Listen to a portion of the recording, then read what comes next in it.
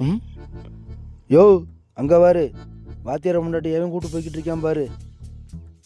என்னையா வாத்தியார்ட்ட சொல்லிடுமா? யோ உனக்கு எதுக்கு அந்த வேண்டாத வேலை?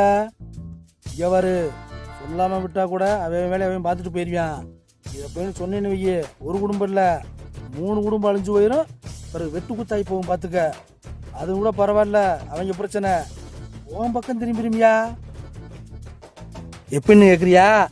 என் பொண்டாட்டி அவசரத்துக்கு ஏறி வந்துச்சு, பொண்டாட்டி அசிங்கப்படுத்தி என்னை அசிங்கப்படுத்தி என் குடும்பத்தவே அசிங்கப்படுத்திச்சான்னு உன் தலையை வந்து உருட்டி போடுவாங்க. தேவையில்லாமல் ஒன்று அடி வாங்கி கிடப்ப, இல்லைன்னா ஜெயிலில் கிடப்ப. இதெல்லாம் உனக்கு தேவையா? யோ ஊர் குளத்தில் என்ன நடந்தா என் பொண்டாட்டி எவன் கூட்டு போனா நமக்கு என்னையா?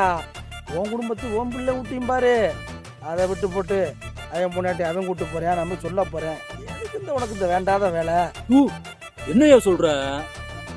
யோ இது 1 2 இது மாதிரி நம்ம நாட்டில் 1000 நடக்குது. அதை முதல்ல தெரிஞ்சுக்க. இதுல இவ்வளவு விஷயம் இருக்கா? ஆமா, நமக்கு எதுக்கு இந்த வம்பு?